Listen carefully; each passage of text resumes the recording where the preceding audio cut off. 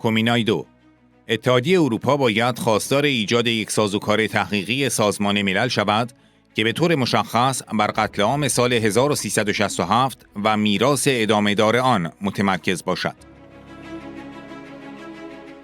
اگر شما یک زن 67 ساله به نام زهرا تبری را پس از یک محاکمه 10 دقیقه‌ای به جرم حمله پلاکاردی که روی آن نوشته شده بود زن مقاومت آزادی محکوم می کنید، باید بفهمید که به شکل بی سابقه‌ای ضعیف شده اید. آنچه ما را در سراسر جهان تحت تأثیر قرار داده، مقاومت قهرمانانه زنانی است که در ایران به مقابله با حکومت برخاسته‌اند، مردم را بسیج می کنند و در خط مقدم مبارزه قرار دارند.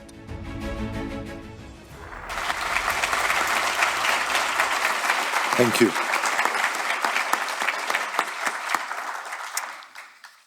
Thank you, Struan, and distinguished panel, ladies and gentlemen. I feel like I'm in a moment in the anti-apartheid struggle in South Africa, because if you followed a range of eloquent, powerful speakers like we've heard, you started off your speech by saying, most of the really good points I wanted to make have been eloquently made by the previous speakers. And then you said, however, for emphasis, and you spoke for 1 hour.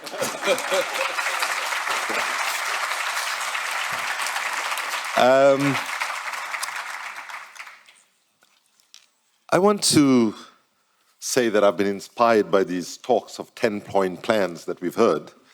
And so what I want to do is offer, before I say anything else, a 6-point plan to the European Union. So I want to appeal to the leadership of the European Union. I want to go right to the heart of what we're asking them. Demand an immediate moratorium on executions in Iran, number 1. Number 2, establish a UN-led process with the High Commission for Human Rights, lobby for it, to document and preserve evidence of crimes against humanity that have occurred over the last decades. 3, support civil society, women's rights organizations, and independent journalists from Iran that are documenting abuses. 4, protect Iranian dissidents and human rights defenders in Europe, and add your voice to that same community wherever they be around the world who are facing increasingly higher levels of intimidation and discrimination right here in Europe. You have to speak out about it if you want to live up to your values. 5, call for the creation of a UN investigative mechanism focused specifically on the 1988 massacre and its ongoing legacy. And 6, condition any further diplomatic engagement on measurable human rights progress, not promises.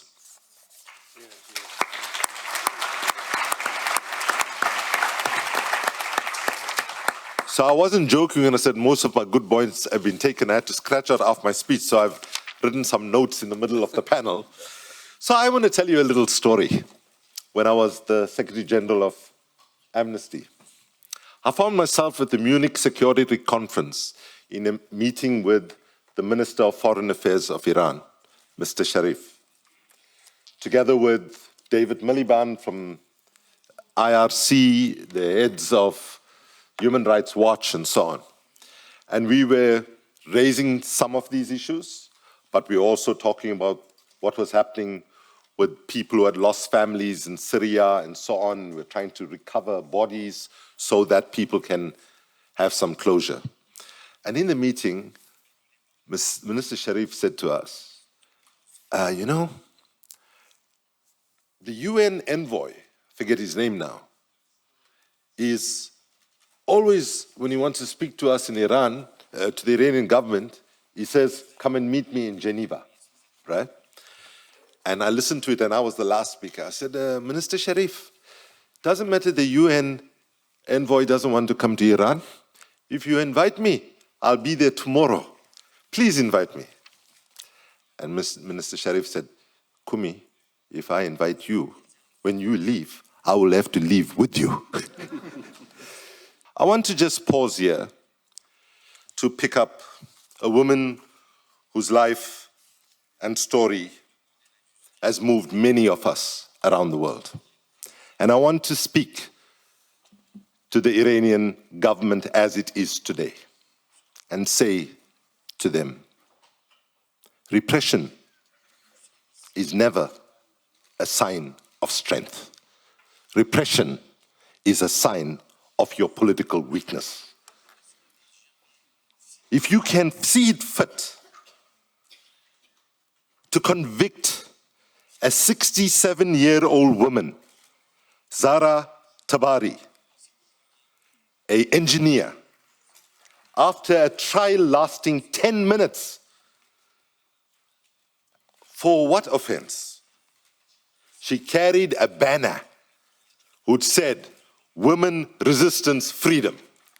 If you are threatened by a 67-year-old woman who carried a banner that said that, you need to understand that you have become exceptionally weak. And you need to understand that you are not communicating strength. Yes, it's not strength that they are trying to communicate. It is fear.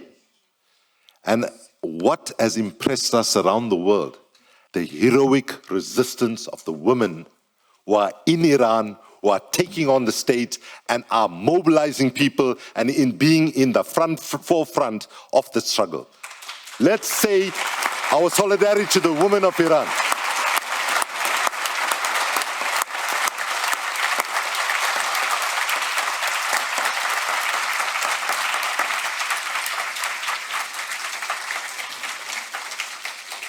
So, I want to quickly say, what principles are we trying to promote here in today, International Human Rights Day? We want to reinforce that today's intervention is about standing with every single Iranian person who is in exile or is back home, who are standing up for freedom, human rights, and democracy. It is about affirming accountability for mass atrocities. It is about protecting civilians, and it is about asserting fundamental human rights. Now, it's very important that you, and now my last set of comments is to folks here about strategy and tactics, what I learned from the struggle in apartheid. One is turbocharge intersectionality. What does that mean?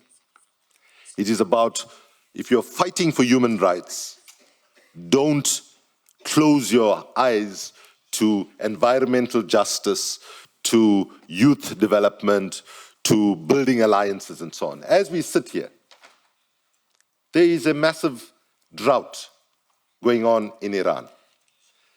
There is a conversation about relocating Tehran, the capital, to somewhere else in Iran because the water supply is now so low as a result of both climate change but also gross mismanagement, right? Make a connection in your discourse with the question of water scarcity, because water, my dear brothers and sisters, is the one commodity that we cannot survive without. And I hope humanity will one day realize that we are fighting wars around oil for so long that wars are being fought now already about water. And so, these are my last words. In the moment of history that we find ourselves in, pessimism is a luxury we simply cannot afford. And the pessimism that justifiably, sometimes, or most of the times, that emerges from our analysis, our observations, and our lived experiences can, must, and should be responded to by the optimism of our thought, our action, our creativity, our sense of courage, and our love for humanity. And I want to end pardon me, with a message to the people in control in Iran. All the religions of the world, Islam included, preach love, justice, fairness. And I'm not a theologian. I have not studied every religious text, every single line, as some people claim to have done. But what I do know, no religion says you can hang people left, right, and center at your will. No religion says you can extract from people rights and treat them with such limited respect. No religion tells us that we should violate the environment. And I say to the Iranian government, as well as to regimes all around the world, who think that they can abuse religion to advance narrow political interests. Your time is up, people are seeing through you, and it's only a matter of time will you receive justice from ordinary people standing up with extraordinary courage in Iran and other parts of the world to ensure that justice reigns supreme. Thank you very, very much for having me.